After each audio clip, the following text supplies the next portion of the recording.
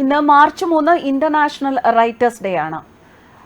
നമ്മുടെ സാഹിത്യ ലോകത്ത് പുതിയ പുതിയ ആൾക്കാർ വരണം എന്നുള്ളത് എപ്പോഴും സ്വാഗതാർഹമായ ഒരു കാര്യം തന്നെയാണ്. ഒരുപാട് കുട്ടികൾ, യങ്സ്റ്റേഴ്സ് ആയിട്ടുള്ള കുട്ടികൾ, അവർ സാഹിത്യ അഭിരുചിയുള്ളവർ സാഹിത്യ രചനകളൊക്കെ നടത്തുന്നുണ്ട്. അത്തരത്തിലുള്ള ഒരു വ്യക്തിയെ, ഒരു വിദ്യാർത്ഥിയെ, ഒരു സാഹിത്യകാരനാകണം എന്ന മോഹം, ആ സാഹിത്യ അഭിരുചി വളർത്തണമെന്ന മോഹം, അങ്ങനെ നല്ലൊരു സാഹിത്യകാരനാകണം എന്ന മോഹം, തനിക്കുള്ള സാഹിത്യ അഭിരുചി വളർത്തണം എന്ന മോഹമൊക്കെ ഉള്ളിൽ കൊണ്ടു നടക്കുന്ന സിദ്ധാർത്ഥ് എന്ന ഒരു യുവാവിനെ കർമ്മ ന്യൂസ് പ്രേക്ഷകർക്ക് പരിചയപ്പെടുത്തുകയാണ്.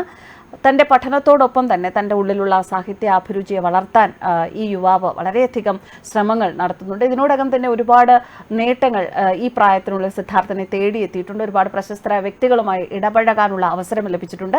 എന്തായാലും സിദ്ധാർത്ഥ് തന്നെ ഈ കാര്യങ്ങളൊക്കെ നമ്മളോട് ഇപ്പോൾ വിശദമാക്കും.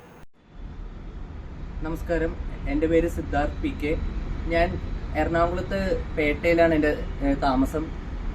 ഞാൻ ഇപ്പോൾ 2020 തൊട്ട് 2022 വരെ MA പോസ്റ്റ് ഗ്രാജുവേഷൻ ഹിസ്റ്ററിയിൽ 3ാം റാങ്കോടെ പാസ്സായ വിദ്യാർത്ഥിയാണ്. നിലവിൽ ഞാൻ ഒരു മത്സര പരീക്ഷകൾക്കൊക്കെ ഒരുങ്ങുന്ന ഒരു വിദ്യാർത്ഥിയും കൂടെയാണ്. എൻ്റെ ലൈഫിൽ എഴുത്ത് എന്ന് പറയുന്നത് വളരെ അപൂർവമായിട്ട് സ്പർശിച്ച ഒരു ആസ്പെക്റ്റ് ആണ് എഴുത്ത് എന്ന് പറഞ്ഞത്. ഇന്ന് പറയുന്നത് ഇന്റർനാഷണൽ റൈറ്റേഴ്സ് ഡേ ആണ്. മാർച്ച് 3-ാം തീയതി നമ്മൾ ലോകം ആദരിക്കുന്ന അന്താരാഷ്ട്ര എഴുത്തുകാരുടെ ദിനമാണ്. ഈ ദിനത്തിൽ ഞാൻ ഒരു എഴുത്തുകാരനായതുകൊണ്ട് അതിനെ ഒരുപാടധികം എൻ്റെ ലൈഫായിട്ട് കണക്റ്റഡാണ്. ഞാൻ ഈ എഴുത്തിന്റെ ലോകത്ത് വരാൻ തന്നെ കാരണം എന്ന് പറയുന്നത് എൻ്റെ അച്ഛനും അമ്മയാണ്. ശരിക്കും എൻ്റെ അമ്മയാണ് എൻ്റെ എഴുത്തിന്റെ ലോകം എന്താണെന്ന് തിരിച്ചറിഞ്ഞത്. ഞാൻ 6ാം ക്ലാസ്സിൽ പഠിക്കുമ്പോഴാണ് എൻ്റെ ആദ്യത്തെ കവിത ഞാൻ എഴുതുന്നത്. അന്ന് എനിക്ക് ആൾക്കാരോട് കാണിക്കാൻ ഒരു ധൈര്യം ഉണ്ടാവാത്തതുകൊണ്ട് അത് ഞാൻ എൻ്റെ ഒരു സ്വകാര്യ നിമിഷത്തിൽ ഒളിപ്പിച്ചു വെക്കുകയാണ്, ഈ കവിത എന്ന് പറയുന്നത്. പിന്നീട് അമ്മ കണ്ടുപിടിക്കുകയും അമ്മ പ്രോത്സാഹനം തരികയും ചെയ്ത് സ്കൂളിൽ ഞാൻ ഒരുപക്ഷെ എന്നെ ഏറ്റവും കൂടുതൽ സ്വാധീനിച്ച വ്യക്തി എന്ന് പറയുന്നത് ഫാദർ തോംസൺ അച്ഛനാണ്.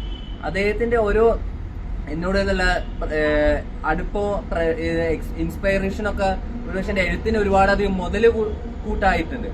പിന്നെ ഇന്നത്തെ നമ്മൾ ഒരുപക്ഷെ ഞാൻ മനസ്സിലാക്കിയത് എന്താണെന്ന് വെച്ചാൽ ഇന്നത്തെ ആധുനിക സമൂഹത്തിൽ 21ാം നൂറ്റാണ്ടിലെ നമ്മുടെ ഏത് ലോകം ആയിക്കോട്ടെ, ഇന്ത്യ ആവട്ടെ, ഏത് ലോകത്തെ കോണും ആയിക്കോട്ടെ, വിദേശ രാജ്യങ്ങളും ആയിക്കോട്ടെ, എഴുത്തും വായനയും വളരെയധികം കുറഞ്ഞു വരുന്ന ഒരു കാലഘട്ടത്തിലൂടെയാണ് നമ്മൾ കടന്നു പോകുന്നത്. പ്രത്യേകിച്ച് എന്താന്ന് വെച്ചാൽ സോഷ്യൽ നെറ്റ്വർക്കിങ്ങും വെർച്വൽ മീഡിയ, സാമൂഹ്യ മീഡിയകളിലും ജീവിതം തന്നെ ഒഴിഞ്ഞു വെച്ചിരിക്കുക വിദ്യാർത്ഥികൾ. അപ്പൊ അതിനൊക്കെ മാറ്റം വരുത്തിയിട്ട് നമ്മൾ കുറേയും കൂടെ ഒരു എഴുത്തും വായനയുടെ ലോകത്തേക്ക് തിരിച്ച് മടങ്ങി വരണം എന്നൊരു ആഗ്രഹമാണ് ഞാൻ പ്രകടിപ്പിക്കുന്നത്. ഈ ഒരു ദിവസത്തിൽ നമ്മളെ ഒരുപക്ഷെ ഏറ്റവും കൂടുതൽ വായന പോലെ തന്നെ എഴുത്തും ഒരുമിച്ച് കൊണ്ടുപോകണം എന്നാണ് എല്ലാവർക്കും എൻ്റെ വിനീതമായ അന്താരാഷ്ട്ര എഴുത്തുകാർ ദിനം അല്ലെങ്കിൽ ഇന്റർനാഷണൽ റൈറ്റേഴ്സ് ഡേ ആയിട്ട് ഞാൻ ആശംസിക്കുന്നു. Thank you.